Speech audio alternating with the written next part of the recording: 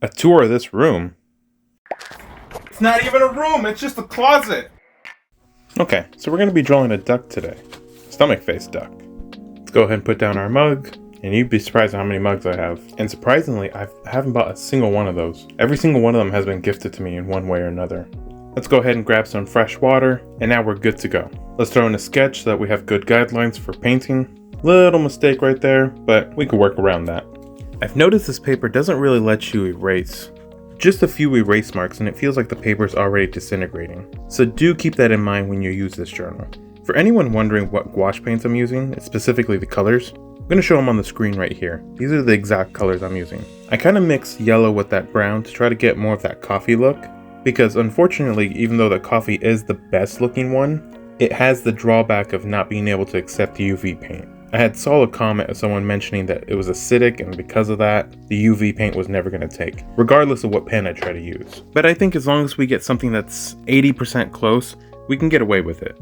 And it'll still have like that coffee soaked stain look. So now that I've added my second layer of weathering, I'm going to go ahead and start adding all the highlights to the drawing. Now the reason I add these highlights is just to give it a little extra separation from the page. Otherwise that drawing is just going to blend in way too much with that background. Now if that's the look that you want to go with, by all means go for it. But me personally, I like to have that separation. This is also why I have a much thicker line weight around my drawing, because that also adds a layer of separation. Now when I look at the example for this one, the drawing looks really sketched out. But I don't want to use a regular pen for this one. The drawing is going to be much more detailed, so you do need to use those art pens. But I want to include all those little hatch lines that's going on, so I can come back with a thinner art pen and just kind of mess up those outlines a little bit. This will still give that illusion of a really quick sketch, while keeping the integrity of the drawing. So going over it one more time with a little bit of gouache paint and a little extra highlights from a white acrylic will help make that drawing pop a little bit more. And I only really have to focus on that duck drawing. You ever wonder what the other guy's working on?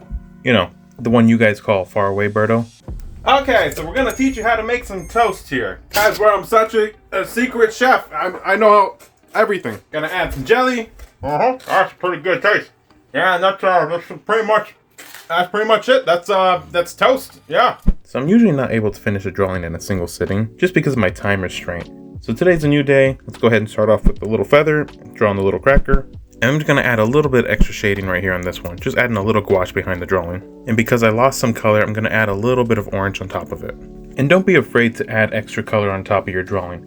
Remember, this is supposed to look old, so it's okay if it has stains on top of the drawing. As far as this part of the drawing right here, I think this is just some kind of bird whistle. It's called a duck call, at least on the page. But I've never seen one of these in real life, so someone correct me if I'm wrong on that.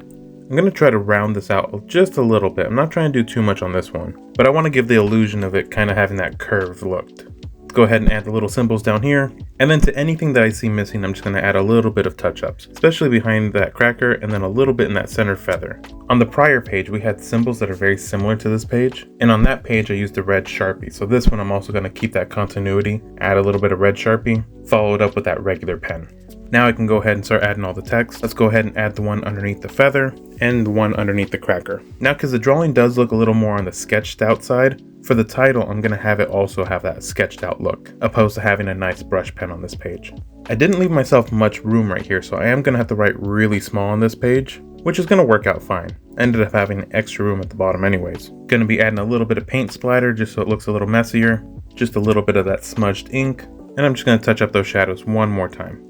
And now to go move on to the UV part. Now I had really good success with the last page I did with this pen, and I do believe I'm going to have good success this time around as well. Whoa, how am I holding this light? The only thing I've noticed is that the UV won't go over anything that's entirely black. But if you look at previous pages, the ink is holding up really well, especially compared to an older page right here, where that's basically non-readable. And again, that UV paint just shows up so nice on this page. And I'm really kicking myself for adding coffee for the previous pages, because those pages will never look as clean as these pages right here.